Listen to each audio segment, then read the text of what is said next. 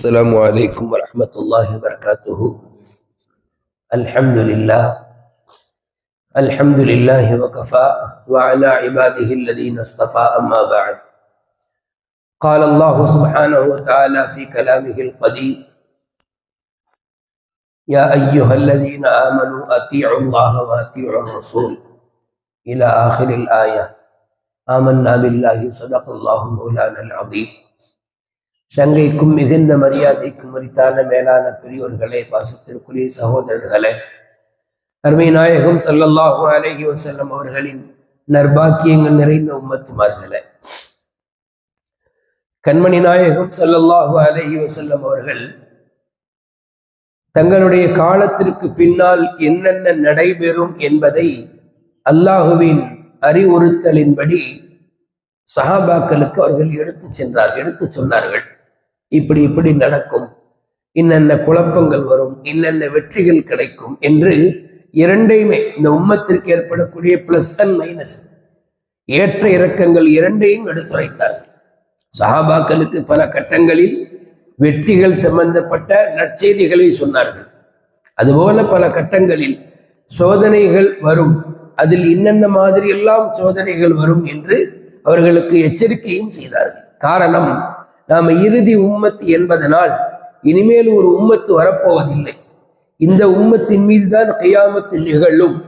கியாமத்து நிகழ்வதற்கு முன் பல குழப்பங்கள் நிகழும் என்பதையெல்லாம் பெருமானார் ஸல்லல்லாஹு அலைஹி வஸல்லம் அவர்கள் ரொம்ப அழகாகவே எடுத்து சொன்னார்கள்.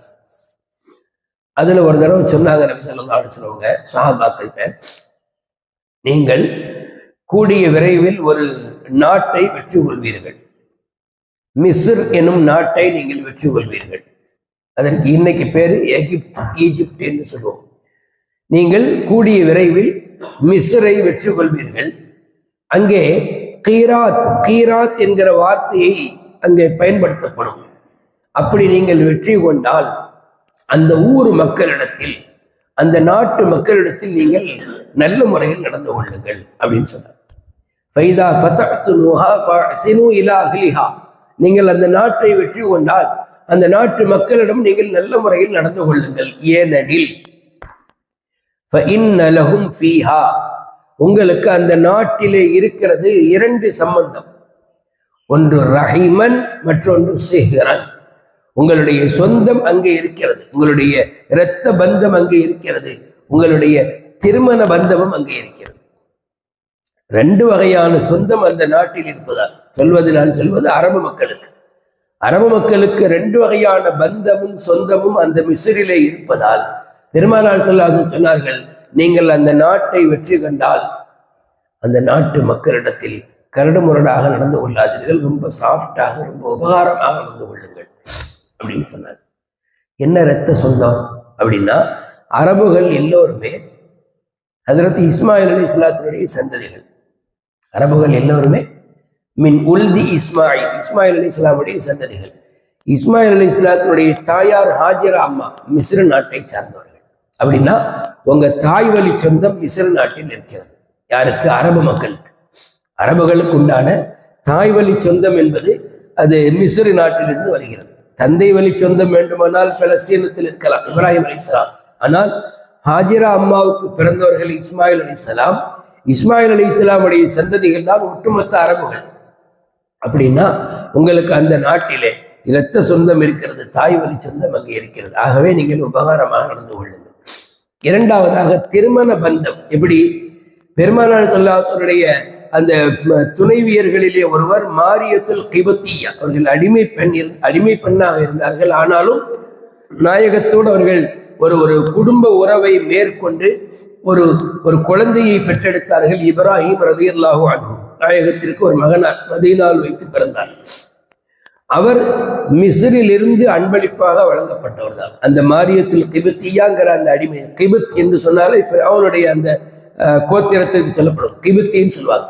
அப்ப அந்த சந்ததியில வந்தவங்க, அந்த நஸ்லில் வந்தவர்கள் தான் மாரியத்துல் கிபத்தியா அம்மா அவர்கள் நாயகம் ஸல்லல்லாஹு அலைஹி வஸல்லுக்கு கிட்டத்தட்ட ஒரு துணைவியாகவே இருந்தார்கள்.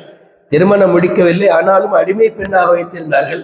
அடிமை பெண்ணின் அடிப்படையில் ரப்புல் ஆலமீன் அல்லாஹ் தஆலா குழந்தை பாக்கியத்தை கொடுத்தால், எனவே உங்களுக்கு அங்கே திருமண பந்தமும் இருக்கிறது. ஏன்னா நமக்கெல்லாம் தெரியும் நபியினுடைய மனைவிமார்கள் எல்லோருமே நமக்கு தாய்மார்கள். அப்ப அந்த வகையில நமக்கு சொந்தம் அங்கே இருக்கிறது என்று நபி ஸல்லல்லாஹு அலைஹி வஸல்லம் அவங்க சொன்னாங்க. இந்த இரண்டையும் வைத்து நாம் என்ன புரிந்து கொள்கிறோம் அப்படின்னு சொன்னா, நபிகள் நாயகம் ஸல்லல்லாஹு அலைஹி வஸல்லம் அவர்கள் எதிர்காலத்தில் என்னென்ன நடைபெறும் வெற்றிகள் தோல்விகள் இரண்டையும் அவர்கள் எடுத்து சொன்னார்கள், சொல்லிவிட்டு சென்றார்கள். அடுத்ததாக ஒரு பகுதியை நாம் வெற்றி கண்டால் அந்த பகுதியில யார் இஸ்லாத்தில் வரவில்லையோ அவர்கள் மீது நாம கரடுமுரடாக நடந்து கொள்ளக்கூடாது என்கிற அழகான ஒரு சமய நல்லிணக்கத்தையும் இந்த ஹதீஸின் வாயிலாக நமக்கு போதித்தார்கள். ஒன்று, இது போல எல்லாம் நடக்கும் வெற்றிகள் தோல்விகள் பற்றி அப்பொழுதே அறிவித்து சென்றார்கள். மற்றொன்று, ஒரு நாட்டை வெற்றி கண்டால் அந்த நாட்டிலே இஸ்லாத்திற்கு வந்துவிட்ட மக்களோடு நாம் நடந்து கொள்ள மாட்டோம் தீய முறையில். இஸ்லாத்திற்கு வர விருப்பமில்லாத நபர்களிடத்திலும் நாம் அப்படி நடந்து கொள்ளக்கூடாது. அதாவது ஜனநாயக முறையை நபி ஸல்லல்லாஹு அலைஹி வஸல்லம் சஹாபாக்களுக்கு கற்றுக் கொடுக்கிறார்கள். இத்தனைக்கும் கலீஃபாவுடைய ஆட்சி தான், அம்ர் இப்னு ஆஸ் என்பவர் தான் அந்த நாட்டினுடைய கவர்னராக இருந்தார்கள். இஸ்லாமிய ஆட்சி தான் அங்கே நடைபெற்றது. உமர் ரலியல்லாஹு அன்ஹுடைய காலத்திலேயே மிஸ்ர் கைப்பற்றப்பட்டு விட்டது. உமர் ரலியல்லாஹு அன்ஹு காலத்திலேயே மிஸ்ர் இஸ்லாமிய வசம் வந்துவிட்டது. அப்படின்னா கிட்டத்தட்ட பெருமானாருடைய அந்த சொல்லுக்கு ஒரு 10 ஆண்டுகளில் ஹிஜ்ரி 20 வாக்கில் மிஸ்ருடைய வெற்றி கையில கிடைத்தது. அந்த மிஸ்ருடைய வெற்றிக்கு பிறகு அம்ர் இப்னு ஆஸ் என்பவர்களை உமர் ரலியல்லாஹு அன்ஹு அந்த நாட்டின் கவர்னராக நியமித்தார்கள். அப்போ நபி சொன்னது அப்படியே நடந்தது. சஹாபாக்களும் அதை அப்படியே செயல்படுத்தினார்கள். அந்த ஊர் மக்களிடத்தில் அவர்கள் எந்த வகையிலும் மோசமாக நடந்து கொள்ளவில்லை. காரணம், பெருமானார் சொல்லிவிட்டு சென்றார்கள், இன்ன லக்கும் ஃபீஹா ரஹிமன் வ சிஹ்ரன், உங்களுக்கு அந்த நாட்டிலே இரத்த பந்தமும் இருக்கிறது, திருமண உறவும் இருக்கிறது என்று சொன்னார்கள். சஹாபாக்கள் அல்லாஹ்வுடைய ரசூல் என்ன சொன்னாலும் அதை அப்படியே ஃபாலோ பண்ணுவார்கள். அல்லாஹ்வுடைய ரசூலுக்கு இடையூறு தரும்படியான எதையும் செய்ய மாட்டார்கள். இன்னொரு உதாரணம் பாருங்களேன், கசுவத்து பனில் முஸ்தலக் என்கிற ஒரு கோத்திரத்தாரோடு போர் நடந்து அதில் வெற்றி கிடைத்து கனிமத் பொருள் எல்லாம் மதீனாவுக்கு நபி ஸல்லல்லாஹு அலைஹி வஸல்லம் அந்த பொருளை பங்கு வைக்கிற போது ஜுவைரியா ரலியல்லாஹு அன்ஹா என்கிற பெண்மணி, அவர்கள் அந்த நாட்டினுடைய ஒரு உயர்ந்த ஒரு நல்ல பெண்மணி. அவர்கள் நாயம் ஸல்லல்லாஹு அலைஹி வஸல்லம் பங்கிலே வந்தார்கள். நபி ஸல்லல்லாஹு அலைஹி வஸல்லம் பங்கிலே அந்த ஜுவைரியா அம்மா அவர்கள் வந்தார்கள். அவர்களை நபி ஸல்லல்லாஹு அலைஹி வஸல்லம் திருமணம் முடித்துக் கொண்டார்கள்.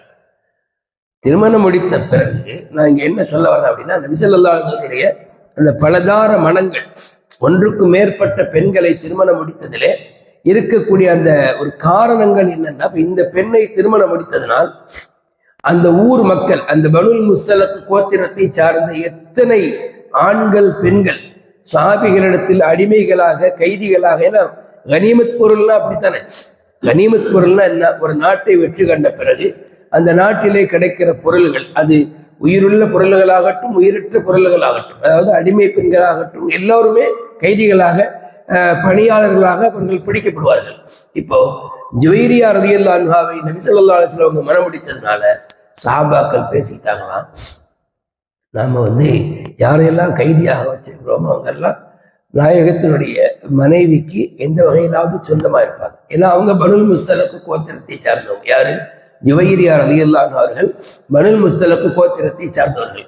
இப்ப நாம அந்த கோத்திரத்தில் உள்ள பெண்களை, ஆண்களை, சிறுவர்களை தான் நம்ம அடிமைகளாக கைதிகளாக பிடிச்சு வச்சிருக்கோம். இப்ப யோசித்து பார்த்தால் நபியினுடைய அந்த உறவு, அதாவது திருமண உறவை சார்ந்த மக்களை நாம கைதிகளாக வச்சிருக்கிற மாதிரி ஆகுது. எனவே நம்ம என்ன செஞ்சிருவோம், அந்த மாதிரி கிடைத்த எல்லோரையுமே உரிமை விட்டுணும்னு சொல்லி எல்லா அடிமைகளையும் உரிமைட்டாங்க. அந்த ஒரு பெண்ணின் காரணமாக, ஜுவைரியா அம்மாவின் காரணமாக அந்த பனுல் முஸ்தலக் கோத்திரத்தில் பிடிபட்ட அத்துணை அடிமைகள் அண்டு கைதிகள் எல்லாம் விடுவிக்கப்பட்டார்கள். இங்கே ஹாஜரா அம்மாவின் மூலமாக மிஸ்ரிலே உண்டான எல்லோரும் கண்ணியப்படுத்தப்பட்டார்களோ அதுபோல அரபியில பழமொழி சொல்வாங்களாம், லி ஐனின் வாஹிதின் துக்ரமு அல்ஃபு ஐனின், ஒரு கண்ணுக்காக 1000 கண்கள் கண்ணியப்படுத்தப்படும். அப்படின்னா என்ன, ஒரு நபருக்காக ஒரு ஊரே கண்ணியப்படுத்தப்படுகிறது.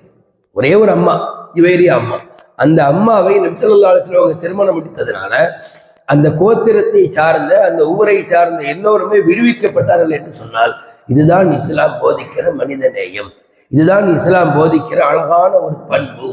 இப்படித்தான் வந்து கொண்டிருந்தது இஸ்லாம். எனவே மேலான பெரியவர்களே, நாம யதார்த்தமாகவே பெண்களை மதிப்பது, பெண்களோடு கண்ணியமாக நடந்து கொள்வது என்பதை தாண்டி பிற சமூக மக்களிடத்திலேயும் நல்ல ஒரு இணக்கத்தை, உறவை வெளிப்படுத்த வேண்டும் வல்ல நாயன்.